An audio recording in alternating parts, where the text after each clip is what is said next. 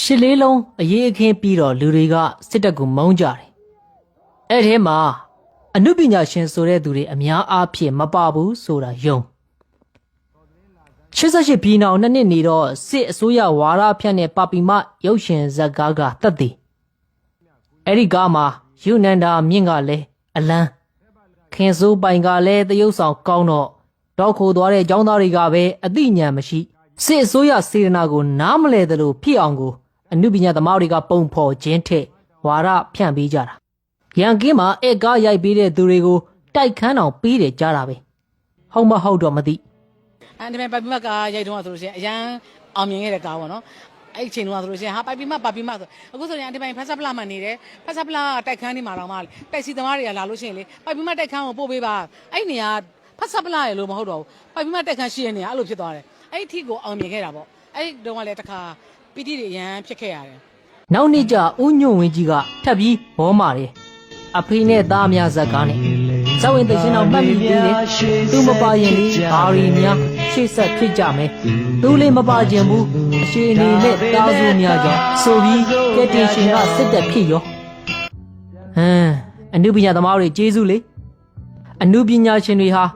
မြို့ရှိစိတ်သက်ရှင်သန်ထက်မြက်တယောင်ယောင်အတန်သေးအတန်ကြောင်အော်ပြီးနိုင်ငံရေးကိုဦးရှိုးတဲ့မာယာတာရိယလူအဖွဲ့အစည်းနောက်တော့တက်ကသူ့ပိုင်းမီဒီယာမျှဝေကိုစမိတ်ဆက်ဇကားကောင်းတွေပြနောက်တော့စစ်ကားတွေပြအဲတုန်းကအစကတော့တကယ်စစ်ကားကောင်းတွေပါပြင်မငုတ်တို့နှောင်းတမီမီတို့အဲကနေမှအောင်မြင်ခြင်းရင်စစ်ကားရိုက်အကယ်ဒမီရခြင်းရင်စစ်ကားရိုက်တွေဖြစ်လာရောလူမင်းဆိုစစ်ကားအရိုက်ဆုံးကျော်ဟိန်းဆိုလဲအကယ်ဒမီလိုချင်လုံးလို့ဝေလဲမွေးကျွေလဲမွေးကိုမရိုက်ရှင်ပဲရိုက်ခဲ့တာညုံဝင်းဆိုအဖားကောင်းလုံးလို့ငါးစုချင်းဖြစ်တော့အချက်မရှိအဲညာကသူနဲ့အတူတော်သူ့ကြုံမခံပြီးဆိုတာလိုက်အော်ခိုင်းသေးတယ်အဲတဲကအနုပညာရှင်တွေကစစ်ဘိုလ်ချုပ်အဘဘောစမတာအကောင်းဆုံးဇကားထူးချွန်စုကိုတိုက်ပွဲခေါ်တဲ့ဇကားက၎င်းပြန်ကြားရေးဝန်ကြီးဌာနဝန်ကြီးဗိုလ်ချုပ်အေးကျော်ကရုပ်ရှင်ထူးချွန်စုရရှိသူများကိုရွှေစင်ရုပ်စုများကိုချီးမြှင့်ပါတယ်နောက်ဆိုကရေးဒီတို့မြောက်ရီအငိမ့်တို့လုပ်ပြီးပြည်သူကိုဂျင်းထက်အဲ့ဒီတုန်းကဆိုကရေးဒီပြိုင်ပွဲဝင်တိုင်းဥခင်ညွန့်ဘုံတော်ပွဲအဘအကြမ်းပါစီကပါသည်လောက်လေးရှိလို့ပေါ့ဗျာမြောက်ရီအငိမ့်ကပထမရတဲ့မိုဒီမော့စ်တို့မြင်းမြင့်ကြီးအငိမ့်ဆိုလဲဒေါ်စုကိုတိုက်ခိုက်တာမြင်မကောင်းဘူးမှတ်မိသေးလားတော့မသိဘူးဒယ်ဒီကမုံရေးပြီးမြင်းမြင့်ကြီးဆိုတာတီဗီကခဏခဏပြတယ်လေသွေးစွန်းထားတဲ့ဒို့အဖိုးရဲ့ဓာကောင်းရင်ထရံမှာရှိပြီးသားတို့တခုတ်ပင်ကမိဒီကြီးအတန်ကြားတိုင်းထကြည့်ရတာအေးရေးပြက်လာပြီတို့ပြည်သူကိုဝါရမိုင်းတိုက်တာစားတော့ပြည်သူထမင်းနဲ့ပြည်သူကိုအပလီမာယာလိန်ညာချင်းထက်အဘမခိုင်မဲမျက်နှလုံးမျက်နှရတခင်အားရကြုံပါဝလှုပ်ပေးနေတာအနုပညာသမားတွေပဲအစိုးရလက်ထက်တရားတစ်ခုစောက်လို့ဖွင့်ပွဲလုပ်ရင်ခုံနာဆိုတာအဲ့တရားပေါ်တက်ပြီးတရားကြီးပြီးနဲ့တရားဟိုဘက်ဒီဘက်ပတ်ပြေးလိုက်သည်တေးရီကလည်းဂီတစာဆိုဟင်္ဒရမြင့်ငွေအစိုးရဖြိုးကြီးအဖေရေးတာအများဆုံးအဲ့ဒါကြောင့်ပြန်ဝင်ဟောင်းဦးရဲထုတ်ကပေါ်တင်ပြောတာစစ်အစိုးရလက်ထက်က policy ကရိုက်ပြရစီလာပြောတာသူ့မှာစရင်ရှိတယ်ဆိုတော့ဘယ်အနုပညာရှင်ဆိုသူတွေစောက်တန်ထွက်ရဲလဲအမှန်ဖြစ်နေတာကိုအဲ့တုန်းကဇင်ရောမမောင်ကြီးကတော့ထော့ပေါ့ဗျာသူကတခြားကားသာကောင်းအောင်မရိုက်တတ်တာအဘဘောမ policy တို့အပိုင်းနာမည်ပေးတာကိုကလန်ထွက်နေတာပါတဲ့မိုးရန်တို့လွင့်ပြန်စေမိကေတရာဇာတို့ဤအာမန်တို့နှလုံးသားရင်ကပြည့်တင်မိကစ္စပနဒီတို့အနုပညာရှင်တွေကတို့နာမည်ရပတ်စံရပါမေရပြီးရောဆိုပြီးပြည်သူကိုဂျင်းထည့်လာတာလေမချက်ဘူးပြောကြသေးတယ်နိုင်ငံတော်အကျိုးပြုဇက်ကားဆိုပဲတဖြည်းဖြည်းနဲ့ပြည်သူကလည်းစစ်တပ်ကိုတဖြည်းဖြည်းယွန်လာ2010ရွေးကောက်ပွဲလုပ်တော့အတန်တိတ်မထွက်သေးဘူးအခြေအနေစောင့်ကြည့်သေးတာနောက်ကြားပြည့်ရွေးကောက်ပွဲမှာဒေါ်စုကလည်းဝင်ပြိုင်ပြည်သူကလည်းဒေါ်စုဘက်ကမဲများမှန်သိလာတော့သူတို့ကလူလေတွေလေပြည်သူစီကစားလာတာမနေတော့ဘူးဆိုတော့စောက်ချက်မရှိဘတ်စကားပေါ်ဝင်ထိုင်ပြီးဒီမိုကရေစီဆိုပြီးစပြောတော့တာသူတို့ပဲဒီမိုကရေစီရှေ့ဆောင်မသိရင် NLD အစိုးရကပဲသူတို့ကြောင့်နိုင်တယ်လို့အဲ့ဒီကအဘကနေမိမိ ဘယ်သူကပြောတာလဲပြောင်းလဲသွားပြီလို့ကျွန်တော်တို့တန်းပြည်မှာဒီမိုကရေစီရလို့ပြုပြင်ပြောင်းလဲနေပါပြီဆိုတာတနည်းအားပဲရှိတယ်အဲ့ဒါဒေါ်အောင်ဆန်းစုကြည် channel မှာဟုတ်တယ်အဲ့ရုပ်ရှင်မင်းသားမင်းသမီးတွေလည်းတအုံအုံထားတာပဲအစိုးရတွေလည်းတအုံအုံထားနေတာပဲချန်ပြင်ရောက်တာနဲ့တီရှပ်တွေချွတ်တော့တာပဲchannel မှာတော့အပြည့်ပဲကျွန်တော်တို့ကြည်ကြည်နေသူတို့ကိုတော့ကြောက်လာပါတယ်သူတို့ကလည်းကျွန်တော်ကိုပြောပါတယ်ခင်ဗျားလည်းတော်တော်ကြောက်တယ်လူပဲတဲ့ဟုတ်ပါတယ်ကြောက်ပါတယ်တီကြားတဲ့စစ်တပ်ကခေါ်ရင်စစ်ကားပြေးရိုက်ပြီးအဘဘောသွားမှကြသည်စစ်ကိုမုံရီတိုက်ခဲ့သည်တို့တစစ်တမတ်ကိုနှစ်သက်ကိုဆိုတဲ့ဇလန်းတွဲတွေကတတ်သည်ခန့်စီသူကြီးဆိုစစ်ကားရိုက်ပြီးချင်းမဟာလာတင်တဲ့ဖျားထီးတွေပွဲမှာခန့်ခန့်ကြီးအကယ်ဒမီလည်းအရင်နဲ့ခုခေတ်ဘာထူးလို့လဲဘေလူဝါကြီးဆိုသူ့เจ้าသူသိလို့အကယ်ဒမီပေးတာတော့မလားဘူးအဲ့ဒါကိုဘုတ်ဖွဲ့ဆိုသူတွေကတွေးတာကဒီကောင်ကအခုစိုးရအာနာရအောင်လုပ်ပေးတာသူ့ကိုပေးရင်ငါတို့အတွက်အကျိုးမရောက်ဘူးဆိုပြီးတွေးတာသူတို့ကောင်းတဲ့အနုပညာဆိုတာမရှိဘူးအာနာရှိတဲ့သူပတ်စံရှိတဲ့သူကိုဖားမယ်ဒါမှငါတို့ထမင်းစားရမယ်ပဲတွေးတာအတွေးတွေကခုနောက်ပေါက်စတွေကပါလိုက်တွေးကိုနဲ့တီးတဲ့တယောက်ဆိုအရင်ဆိုကရေးတီခစ်ကအဘဆိုတာကြီးပဲတမိသားစုလုံးကြန့်ခိုင်ရေးပစိုးနဲ့ဘာပွဲညာပွဲသွားရင်တရက်ကွက်လုံးကဝိုင်းကြည့်ကြတာကိုအမဲပြီးလဲပြီးရောသူတို့ရင်ဘက်မှာဒေါင်းရင်တို့နဲ့အမဲသူတို့မှာဂုံနေယူလို့အဘတွေကိုမုန်းတာသူတို့လောက်မရှိဘူးထောင်ထဲအနှစ်20နေခဲ့တဲ့ကိုမင်းကိုနိုင်တော့သူ့လောက်မုန်းမှာမဟုတ်ဘူးရေးလိုက်ရတဲ့ NLD အစိုးရကောင်းကြောင်းဆိုတာကလည်းငါကမှအနုပညာသမားစစ်စစ်ကြီးဆိုတဲ့အထားအဲ့လိုနှစ်ဖက်ချုံကောင်းတွေများလာတာအနုပညာသမားစစ်စစ်တွေအတွက်ပြဿနာပြောရတာပါမြန်မာပြည်မှာကလည်းအနုပညာနဲ့ထမင်းဝဖို့ပါမစ်ရဖို့အနုပညာဆိုတာကိုဘန်းပြပြီးအဘဘောမနေတဲ့သူတွေကအများသားဆိုတော့မနစ်ကစောင့်မွေးနီလေးတစ်ထည့်စစ်ကားနဲ့ရမ်းအောင်အောက်ကနေပြီးတော့အရှုံးမပေးဘူးစစ်ကားနဲ့စိုးမြတ်သူစားတို့အကယ်ဒမီရတယ်လို့ဒီနှစ်လဲရဲတောင်နှင်းစီမသည်လောက်ဖြစ်သွားသည်နေတိုးတို့ဝဲမုံရွှေကြီးတို့အကယ်ဒမီရတယ်အခုနှစ်မှာကိုငိမ့်မောင်ကြီးကဟောင်မင်းမေးတာကိုဖြေနေတာကြည့်ပြီးပထွေးအာကုန်းနဲ့မိုက်နေလိုက်တာအောက်မင်းမိတယ်ကြောက်တဲ့လူကြောက်လိုက်မကြောက်တဲ့နေကတော့ကျေဆုံးရမယ်ကာမမုတ်ဆိုးဝေလူကျော်ဆိုရင်လဲသူ့ရဲ့တင်းချိုင်းမြေပုံပဲ့တာမမြင်ကျင်ဘူးပေါ့လေကိုရီပြည်သူတွေပဲဝေကျွေးကြည့်တာပါပေါ့လေတိုင်းပြည်ကြောက်သေးကြဖို့လက်နှလုံးလိုလို့ကဲတင်ပေးလိုက်တာကျေးဇူးဆက်ရတာကြီးက26နှစ်အခုလဲစစ်အစိုးရကအမျိုးဘာကြကဲပေးလို့ကျေးဇူးဆက်နေရတာက4နှစ်ကျော်ဇက်တွေလဲနာပါခုလိုဝေဖန်ပြတော့ဝေဖန်တဲ့သူမနာလိုသူလို့ပြောကြမှာမနာလိုစိတ်ဆိုတာကိုယ့်ထက်သာတဲ့လုပ်ငန်းသူသမားချင်းမှဖြစ်တတ်တာနိုင်ငံမျက်နှာအတွက်ဝေဖန်ထောက်ပြသူကိုမနာလိုစိတ်ကြီးသူလို့ပြောတဲ့သူကသာတကယ်မစ္စရိယအတ္တသမားပါတော်သေးတယ်အခုစကားဆရွာလဲနေလို့မဟုတ်ရင်မိုးရံတို့လွင့်ပြန်စေမိပြူစောထီတို့ဤအာမန်တို့သွေးတော်သစ္စာတို့အမျိုးဘာသာသာသနာအတွက်အသက်ပေးမိတို့အဘဘောသာဆက်၍မမီတို့အမေပေး၍ပထွေးကိုအဖေခေါ်မီတို့အနုပညာဖြင့်ကြုံခံမီတို့ခွေးစိတ်ဝင်နေသောထပ်ပြောမယ်ခွေးစိတ်ဝင်နေသောအနုပညာရှင်နွားများတို့ပေါ်ကားတွေတစ်ခုပြီးတစ်ခုထွက်လာမလားမသိဒါတောင်တက်ရှိစီယိုနဲ့ဂျင်းထဲခဲ့သည်ဖေဖော်ဝါရီ1ရက်နေ့နေပြီးတော့ပန်းဝိုင်းမှာအားကစားလုပ်နေတဲ့အမျိုးသမီးတယောက်ရဲ့ဗီဒီယိုကစလို့တနိုင်ငံလုံးကိုနောက်ကျောကရိုက်လာမဲ့နံပါတ်တုပ်တွေနဲ့ဥကောင်းပွဲခဲ့ရပြီ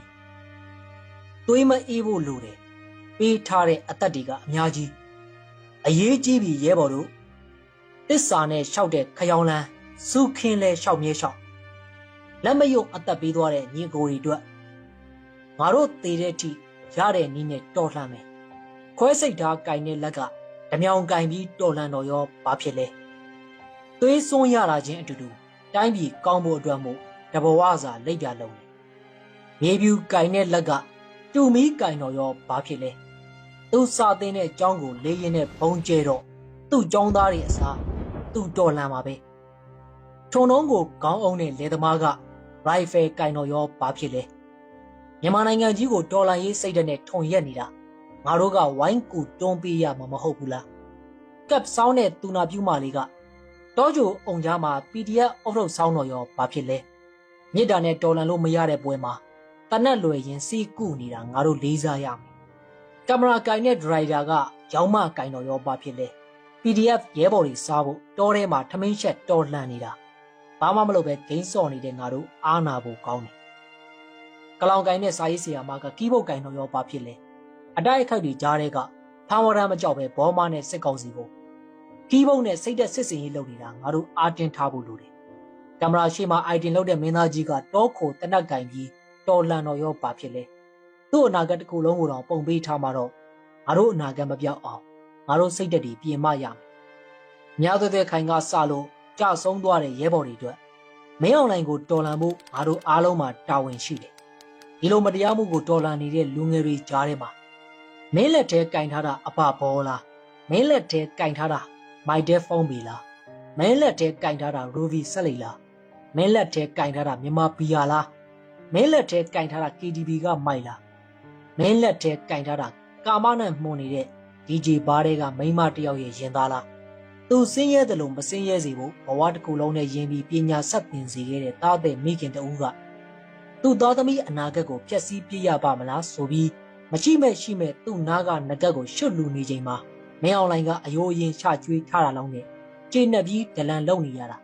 မင်းမချက်ဘူးလားဒါဟာမင်းတို့ရဲ့လွတ်လပ်ခွင့်ဆိုငါတို့ရဲ့လွတ်လပ်ခွင့်က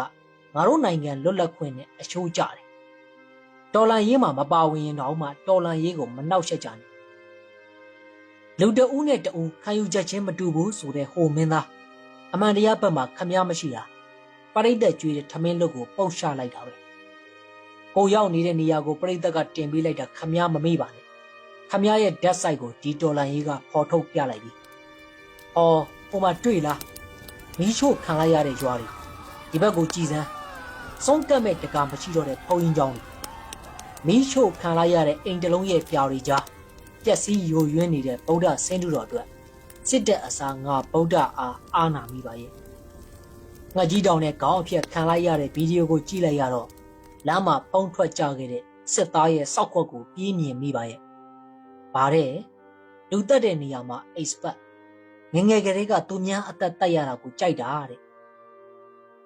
အဲ့ဒီလိုမင်းအောင်လိုင်စစ်တပ်ကိုကိုးဝယ်နေကလေးကအိမ်နာကျော်စင်စကားနဲ့ပြောရရင်မင်းတို့တစ်မျိုးလုံးကိုစောက်ထင်အောင်မကြည့်တော့တာ